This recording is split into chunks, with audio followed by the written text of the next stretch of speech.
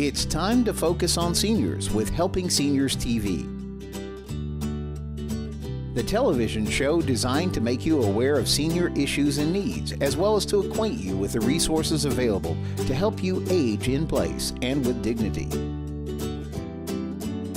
Now, here's your host, Joe Steckler. I'm Joe Steckler, and welcome to Helping Seniors, the television arm of Helping Seniors of Brevard County. Our show is designed to provide you with information on how to develop your own aging and care plans. Our topic today is glaucoma and cataracts. And joining me is Dr. James McManus of the Eye Institute. Welcome, Dr. McManus. Thanks, Joe. It's nice to have you here. Oh, it's good to be here. It's been a long time. It's been a few years since we talked. Yes, it has. But it makes me appreciate, Doctor, the fact that I started this organization in July of 2011. And I had a foundation the other day say to us that they were thinking about denying funding because of organizational stability. And, you know, it kind of tickled me to think that we've helped over 900 families while operating on an extremely low budget. And your doctors at the Eye Institute have supported us from the very beginning. Well, we're glad to do it. I'll tell you that. Well, I think that you all recognize that it's more than a publicity factor. It's getting good information out to seniors and those that care for seniors. And here in Brevard County, we have a county of 540,000 people, over 25%, over 50% qualify as seniors. A lot of people don't know that. Wow, those are impressive statistics. That is an impressive statistic. Furthermore, there are between 67,000 and 75,000 veterans. And then when we add spouses and families of veterans, we add thousands more to the equation. And we're finding through the production of our shows, our radio, TV, and articles, that there are so many people that qualify for VA benefits that don't even know about it. And in the process, they're living as uneducated people on $700, $800, and $900 a month of food stamps. Wow. That's horrible. It is. You take that same thing and translate that to the topic of today's show, glaucoma and cataracts. And before the show, I ask you a couple of questions, and we'll probably get into that as we develop our show. But let's take it two-part. Let's talk about glaucoma first, and then we'll talk about cataracts. I don't have glaucoma, I don't think, but I do have cataracts. So I'm got kind of, when you talk about cutting on eyes with cataracts, I'm more in tune with that. Glaucoma, I'm not. Glaucoma, though, I think is probably one of the least diagnosed or maybe misdiagnosed or failed to be diagnosed conditions of the eye. Am I correct or not? You are. It's estimated that approximately half of the people who have glaucoma in the United States probably don't know it. That's how underdiagnosed glaucoma is. I've heard it said that glaucoma is one of the most deadly of all eye diseases for the very reason that you just said. It is. The reason is that glaucoma is what we call a silent disease. And what happens over time is that a pressure inside your eye that you cannot feel eats away at your nerve until eventually it causes blindness. The good news is that we can nowadays, with new technology, determine those patients who are at high risk for developing glaucoma long before they have any problems with their vision. How do they do that? Well, the first thing is usually the patient will have a screening exam. And sometimes it's the primary care doctor who will mention to a patient that it'd be good to have their pressure checked in their eye. Sometimes it's an optometrist who refers a patient to us. Sometimes it's another family member who will remind someone that they have a family history of glaucoma. And then the patient will come in and we'll check their pressure. We'll look at the nerve in their eye because that's where the damage in glaucoma occurs. And then if we feel it's justified, we'll then go ahead and do further testing. The good news is that we have all the instruments to do the testing in our offices, and the testing's painless. Is that the puff on the eye? Well, the puff is actually an older technology. We usually don't use that anymore because it's not as sensitive as the newer technology for determining pressure. But that's the way the screenings are done. And it's a very good way in picking up some of the patients who do have a likelihood of developing glaucoma.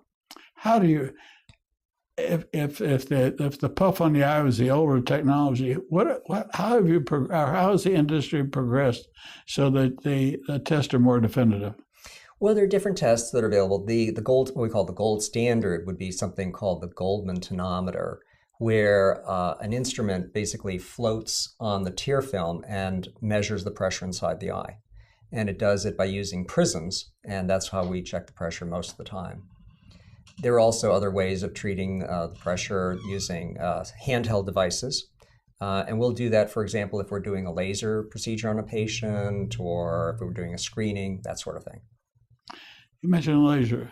How do you use the laser? Use the laser to test for glaucoma or treat? Treat. We treat for glaucoma. Generally, we'll start, the patients who have the greatest likelihood of having damage and glaucoma will start on eye drops. And depending upon their ability to tolerate the drops and the success in lowering the pressure, that will determine whether or not we have to go on to other stages of therapy. And the next stage would be laser therapy. Okay.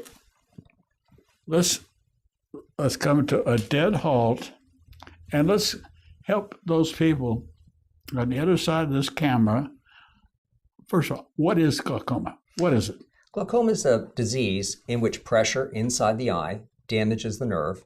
And when it damages the nerve, it leads to problems with the peripheral vision, so that a person will eventually lose the ability to see out in their side vision. Once that happens, there's permanent damage. Our goal is to determine those patients who are likely to have that damage before it actually occurs. Now, in the old days, unfortunately, patients would go undiagnosed for long periods of time. But the good news is, nowadays, most patients are getting screened, so we're detecting a lot more patients who have early glaucoma long before they have substantial damage. Okay. Now, who all does, you all have the Eye Institute, and at the Eye Institute, you got all kinds of specialists. Yes. But if you go to a place like that makes the glasses, Sears, Walmart, all these places, and they say they have an eye doctor there.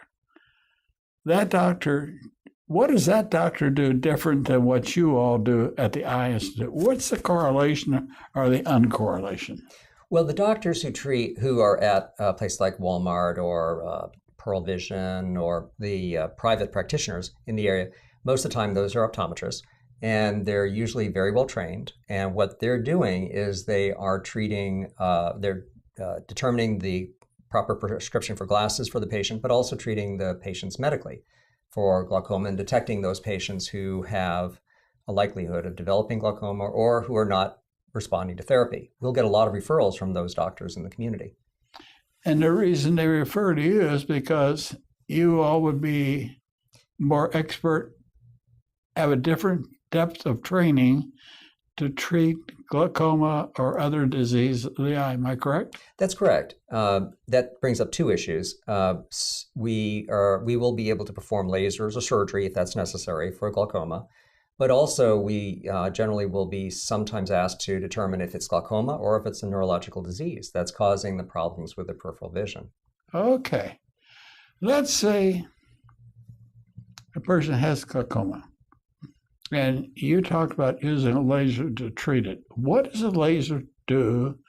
What are you treating? And are you removing, or what are you doing to glaucoma?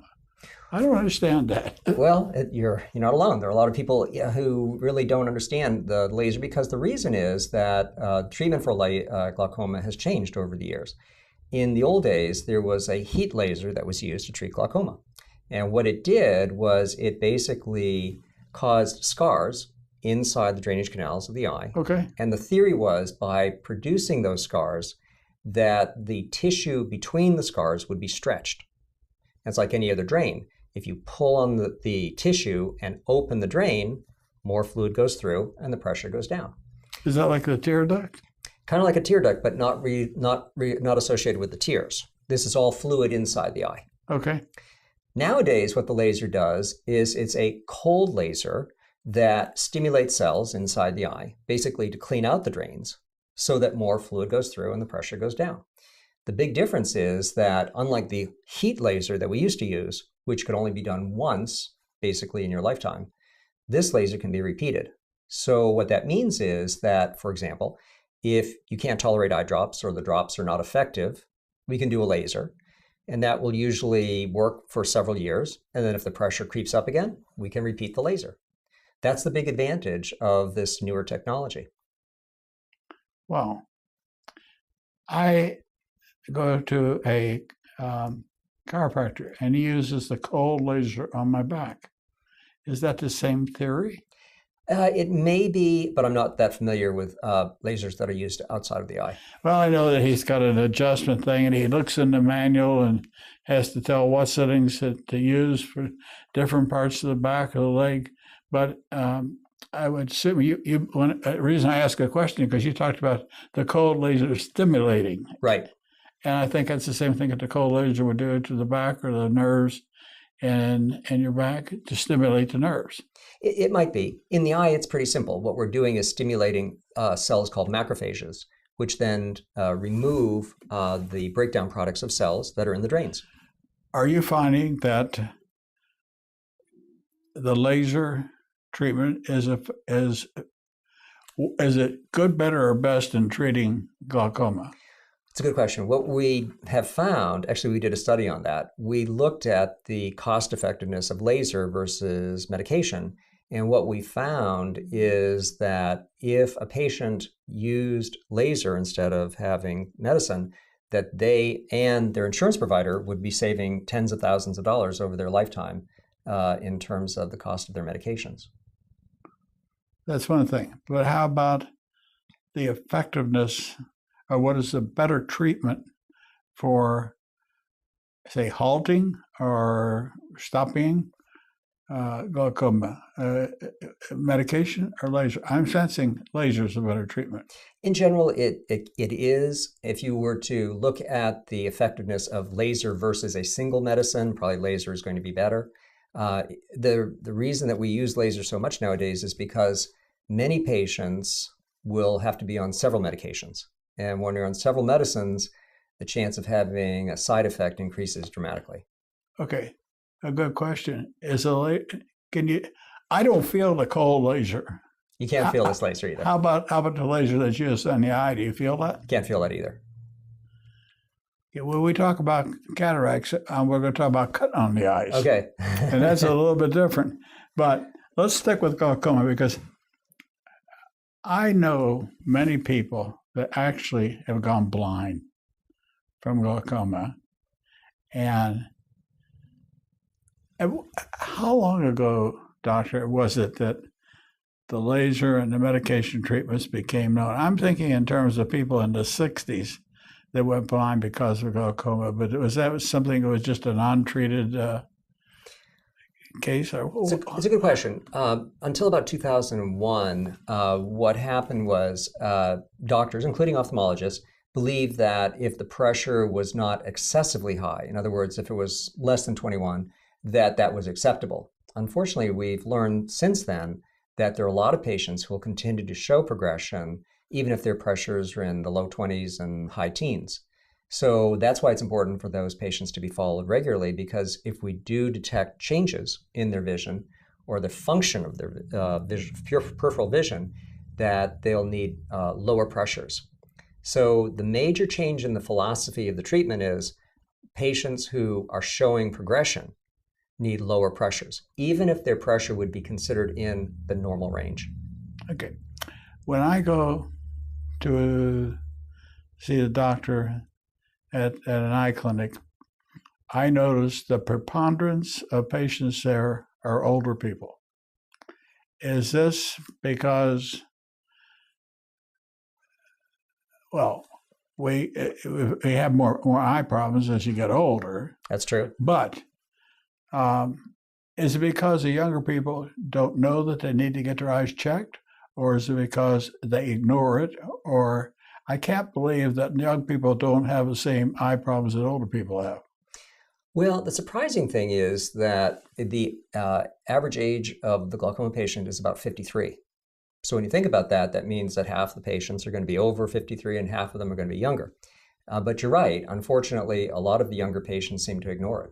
And then they'll come in and they'll already have some damage. The good news is that I've noticed over the years that patients seem to be getting in earlier because their parents or their siblings will tell them to have an evaluation for glaucoma earlier. What covers the cost of seeing an eye doctor? If you're like I am, Social Security, it covers everything. But are there medical insurance? Does medical insurance cover the cost of seeing an eye doctor? Well, it will cover the medical portion of it. In other words, if you have a suspicion that you have glaucoma because of a family history or because you're African American or Hispanic, those are two other risk factors for glaucoma, then generally your medical insurance will cover it. It's not eye care per se in the sense of glasses and refractions and or contact lenses. This is specifically to treat medical conditions of the eye. Okay, you just mentioned a key thing. We're going to talk about one other thing, that we're going to shift over to cataracts. But you just mentioned Blacks and Spanish as having being at a higher risk factor than, say, a Caucasian person would for glaucoma? That's correct. Then, since I'm going to be doing a feature column in Aldea today, the Spanish community, then I'll ask you to help me write an article on the importance of the Spanish people getting their eyes checked. Sure. This is what comes out of of these conversations and talking. We find out things that other parts of the population need to have a better understanding. They simply don't. And so with the access we have through our television, our radio, and all the printed publications we're in, we reach hundreds of thousands of people on a daily basis. People just don't understand that yet. They will once we get through. Right. They're going to understand it. But let's talk for a minute about cataract surgery, because I hope I'm never really familiar with glaucoma, but I am familiar with cataracts. What is a cataract? A cataract is just a clouding of the human lens. The lens is right behind your pupil, and what happens as the years go by, the lens, which was clear when you're a baby, gradually becomes more cloudy. It'll start out becoming a little bit yellow and then brown, and in severe cases will actually be black in color. So you can imagine if you're trying to look through a window that is at first a little bit hazy and then eventually is opaque, how difficult it would be to see through the window. Same thing's true with your lens. The human lens, when it becomes cloudy, prevents you from seeing clearly. So when you described a cataract, the next question is, when should a patient be considering surgery for cataract? At what point in this whole process do you start thinking about letting somebody cut on your eye? Good question. Nowadays, when we talk about cataract surgery, what we are telling patients is long before they need surgery, we can actually detect the presence of the cataract. So some patients will go home and they'll talk to their family and they'll say, well, I don't understand why the doctor told me that because I'm seeing just fine. The reality is we can detect the cataracts long before the patient will need surgery. And what we'll tell each patient is this: if you're happy with your vision, if you can drive, if you can read all the things that you want to, if you're not having any difficulty seeing signs like when you're driving, that sort of thing, if you're not having glare when you're driving, you don't need surgery.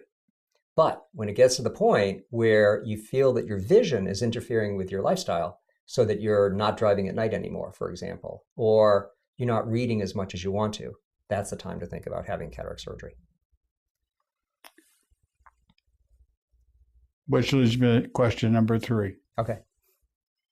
What are the conditions that could delay or prevent surgery?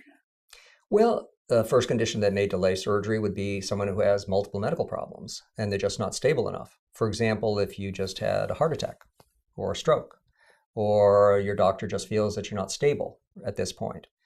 But once the patient is medically stable, then we can proceed with cataract surgery. Another consideration would be that a patient just hasn't made a decision as to what type of technology they want to have for their cataract surgery. And so it'd be best just to wait before you can make a good decision and then decide about the surgery. What are some of the conditions on the eye itself or the retina or the lens or coverings on the lens that could cause a problem? Let's say if you have a cataract and you have a surgery and something happens where you can't see out of the eye. Sometimes does it necessitate a replacement of a lens? Yes. When you have the cataract surgery, since the human lens or the cloudy portion of the lens is removed, almost every person who has cataract surgery will have an implant or an intraocular lens. Okay. Intraocular lens? Yes.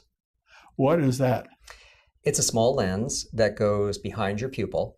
And what it does is it focuses the light that the human lens originally was focusing. The good news is that nowadays, with our technology, we can predict the power of the lens so that in many cases, we can make it so the patient doesn't need to wear glasses most of the time. And I clarify that by saying to the patient, it doesn't mean you're going to throw your glasses away. What it means is that in a lot of the situations where you used to have to wear glasses, you can now see pretty clearly without your glasses on. But you say you might still need glasses. Yes, that's true of almost every lens that we implant, even what we call the premium lenses. I want to ask you a couple of tough questions, and maybe they may not be fair, but I'm sure a lot of viewers have the same question that I do.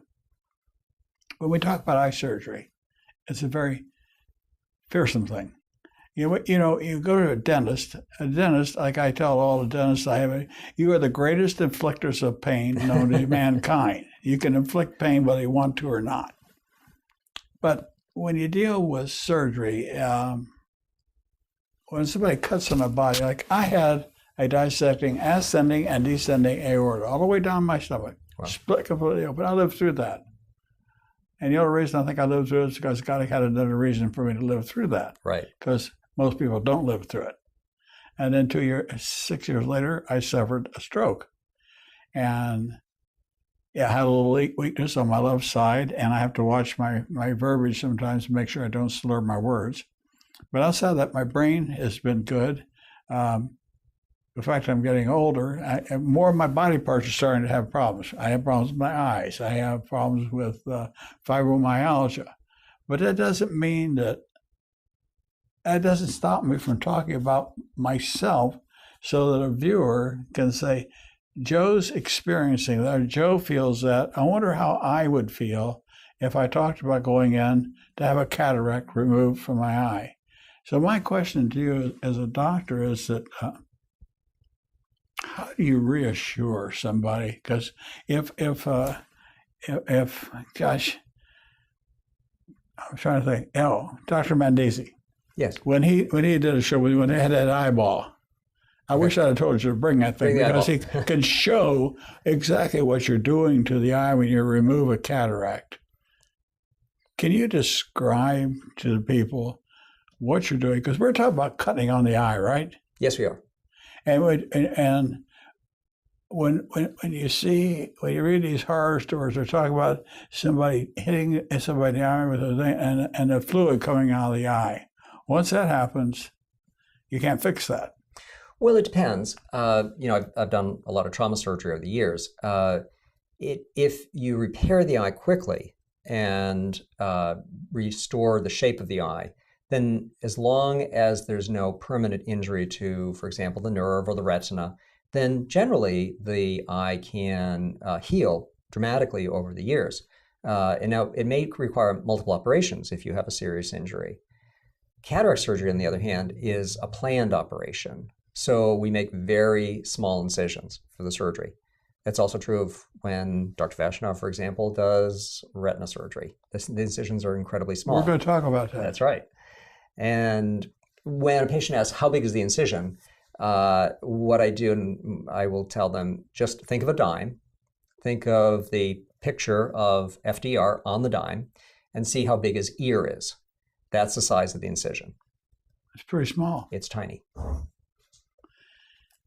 When you do this, do you use these great big bug eyes that you can really see what you're doing? Actually, we use a microscope with very, very high magnification. Wow. Are you saying to me that I really should be more concerned about having clear vision than I am worried about whether I would lose my sight through having cataracts removed? In general, that's true. If you've reached the point where you feel that you're having problems seeing and it's interfering with the things that you enjoy doing, then the next consideration would be having cataract surgery. If you have we got a minute and a half left. Okay. If you have cataract surgery, and is it sort of a standard thing to replace a lens when you do that surgery? It is. Nowadays, there are more choices. For example, if you have astigmatism, we can correct for most of the astigmatism when you have surgery. There are different techniques for that. And what that means is that if we correct for the astigmatism, that you don't have to wear as strong a prescription for glasses, and you get to see more things without your glasses on.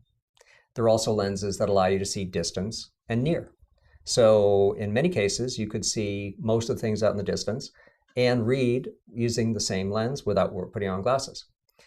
The other technology that we have is a lens that allows you to see distance and intermediate. So you can see your cell phone, you can see what's on the shelves when you're shopping, see your dashboard, and also see at the distance as well. So this is the evolution of the technology. My last question is, how do you numb the eye so you don't feel the surgery? You only got a quick time to tell me. Okay. Generally, we use a gel that numbs the eye. But for those patients who are very anxious, we can actually inject medicine around the eye to basically prevent you from feeling most of anything. And we also give sedation. We give Versed so that the patient is relaxed. They can hear what's going on in the room, but they're relaxed and sedated at the same time.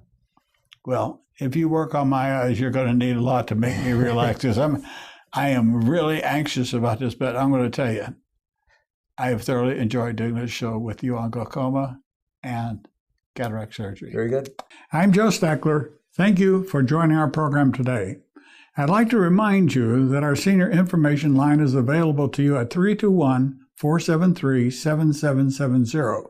There you can get help and direction that could be helpful for your specific situation or circumstances. The work of helping seniors is very important, but we can't do it alone. That is why our sponsors here in Brevard County are so important. I'd like to thank our many area sponsors, businesses, and medical providers who support the mission of helping seniors that help us carry the cost of our media efforts. If you'd like to join us either as a business partner or simply donate as an individual, we would welcome your call at 321-473-7770. You are always welcome to visit our website at www.helpingseniorsofbrevard.org. Thanks so much for your help. It does make a difference.